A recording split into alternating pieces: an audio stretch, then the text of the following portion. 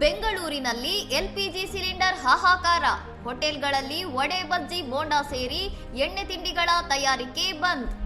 ರಾಜಧಾನಿಯಲ್ಲಿ ವಾಣಿಜ್ಯ ಸಿಲಿಂಡರ್ಗಳ ಕೊರತೆ ಉಂಟಾಗಿರುವ ಹಿನ್ನೆಲೆಯಲ್ಲಿ ಹೆಚ್ಚಿನ ಗ್ಯಾಸ್ ವ್ಯಯವಾಗುವ ತಿಂಡಿಗಳ ತಯಾರಿಕೆಯನ್ನು ಸ್ಥಗಿತಗೊಳಿಸಲು ಹೋಟೆಲ್ ಮಾಲೀಕರು ನಿರ್ಧರಿಸಿದ್ದಾರೆ. ಅತಿ ಹೆಚ್ಚು ಉರಿ ಹಾಗೂ ಗ್ಯಾಸ್ ಬಳಸುವ ಉದ್ದಿನ ವಡೆ, ಪೂರಿ, ಪಕೋಡಾ, ಬಜ್ಜಿ ಮತ್ತು ಗೋಬಿ ಮಂಚೂರಿಯನ್ನಂತಹ ಸ್ನಾಕ್ಸ್ ಐಟಂಗಳು ಸದ್ಯಕ್ಕೆ ಹೋಟೆಲ್ಗಳಲ್ಲಿ ಲಭ್ಯವಿರುವುದಿಲ್ಲ. ಕಡಿಮೆ ಗ್ಯಾಸ್ ಬಳಸಿ ಹೆಚ್ಚಿನ ಜನರಿಗೆ ಉಣಬಡಿಸಬಹುದಾದ ಚಿತ್ರಾನ್ನ, ಪಲಾವ್, ಬಿಸಿಬೇಳೆ ಬಾತ್ನಂತಹ ರೈಸ್ ಐಟಂಗಳ ತಯಾರಿಕೆ ಹೋಟೆಲ್ಗಳು ಇದೀಗ ಹೆಚ್ಚಿನ ಆದ್ಯತೆ ನೀಡುತ್ತಿವೆ. ಸ್ನಾಕ್ಸ್ ವಿಭಾಗ ಸ್ಥಗಿತಗೊಂಡಿರುವುದರಿಂದ ಹೋಟೆಲ್ಗಳ ಒಟ್ಟಾರೆ ಆದಾಯದಲ್ಲಿ 30% ರಿಂದ 40% ಕುಸಿತವಾಗುವ ಭೀತಿ ಎದುರಾಗಿದ್ದು, ಸಂಜೆಯ ವ್ಯಾಪಾರಕ್ಕೆ ಭಾರಿ ಹೊಡೆತ ಬಿದ್ದಿದೆ. ದಯವಿಟ್ಟು ರೈಸ್ ಐಟಂ ಆರ್ಡರ್ ಮಾಡಿ ಸಹಕರಿಸಿ ಎಂದು ಹೋಟೆಲ್ ಮಾಲೀಕರು ಗ್ರಾಹಕರಲ್ಲಿ ವಿನಂತಿಸುತ್ತಿದ್ದು, ಗ್ಯಾಸ್ ಅಭಾವ ಹೋಟೆಲ್ ಮಾಲೀಕರು ಮತ್ತು ಗ್ರಾಹಕರಿಬ್ಬರಿಗೂ ಸಂಕಷ್ಟ ತಂದೊಡ್ಡಿದೆ. ಇನ್ನಷ್ಟು ಸುದ್ದಿಗಳಿಗಾಗಿ ನೋಡ್ತಾ ಇರಿ ಸೌರಂ ಟಿವಿ.